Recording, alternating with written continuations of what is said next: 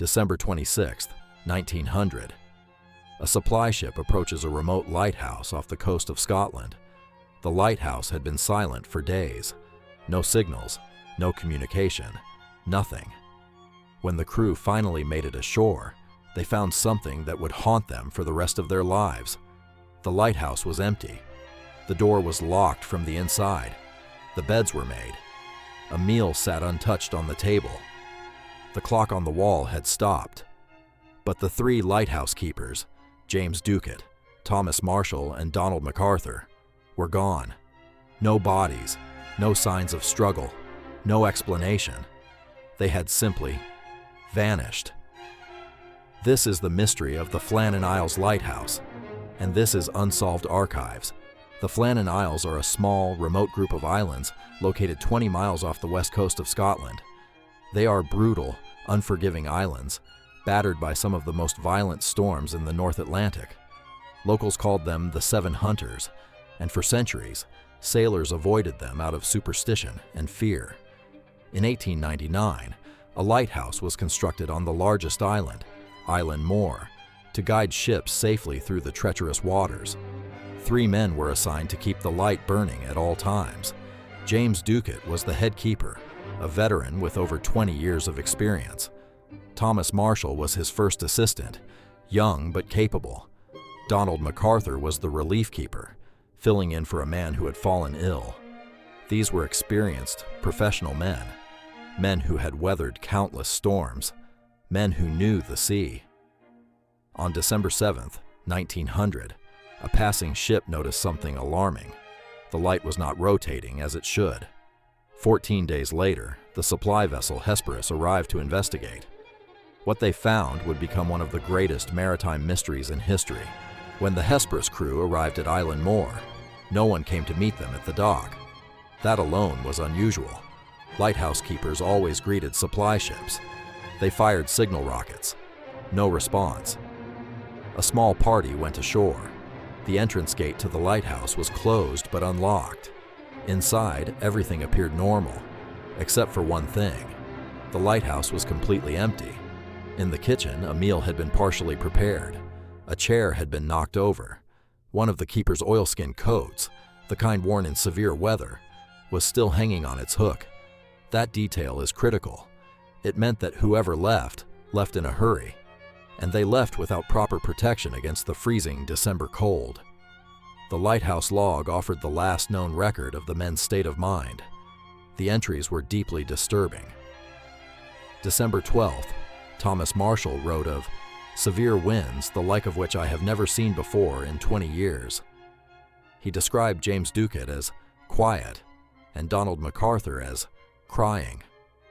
These were hardened men of the sea, men who had seen everything. The idea of them crying and going quiet in fear suggested something had terrified them beyond reason. December 13th, another entry described the storm as phenomenal. The men were said to be praying. December 15th, the final entry. It read simply, "Storm ended. Sea calm. God is over all." After that, nothing. The men were never seen again. Investigators who examined the island found several things they could not explain. The lighthouse machinery was in perfect working order. The oil lamps were trimmed and ready. Whatever happened, it happened suddenly, not during a mechanical failure or planned maintenance.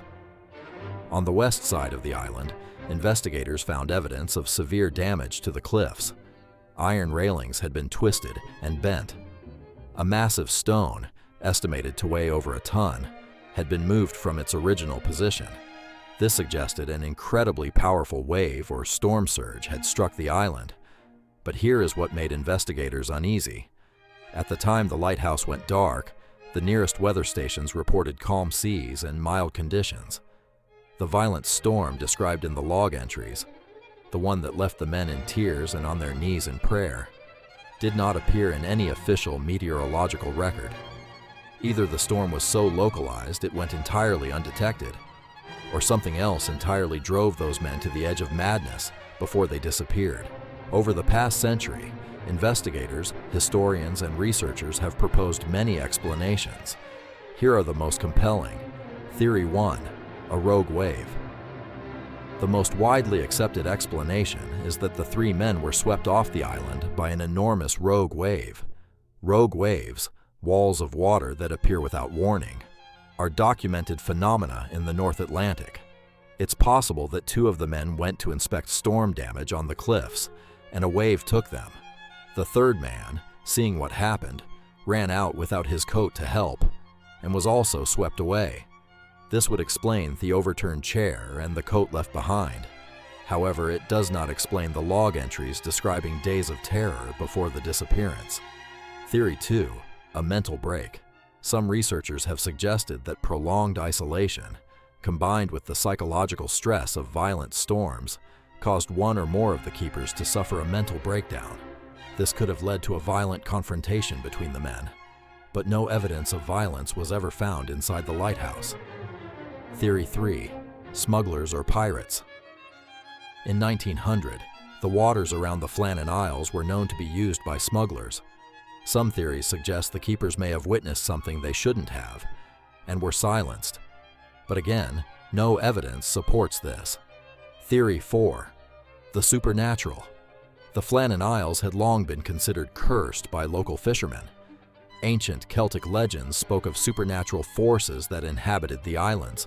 Some who have visited Elan Moor describe an overwhelming sense of dread, an inexplicable feeling that something is deeply wrong. Several paranormal investigators have claimed unusual readings on the island.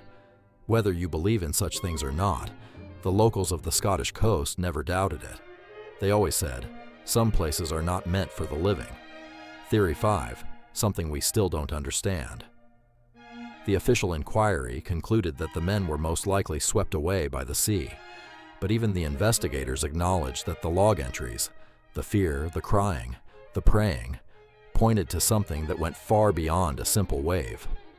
What truly terrified those three experienced men in the days before they vanished has never been satisfactorily explained. Three men, a remote lighthouse, a meal left on the table, and a coat left on its hook. No bodies were ever recovered. No definitive explanation was ever proven. The Flannan Isles Lighthouse still stands today on Island Moor. It has been automated since 1971. No human keepers required. Perhaps that is for the best, because whatever happened on that island in December of 1900, whatever it was that made hardened men of the sea weep and pray and ultimately disappear without a trace, it has never been solved. The light still burns on the 7 hunters, but some questions will always remain in the dark. This has been Unsolved Archives. If this case kept you up at night, you're not alone. Subscribe for new mysteries every week. The archives are never closed.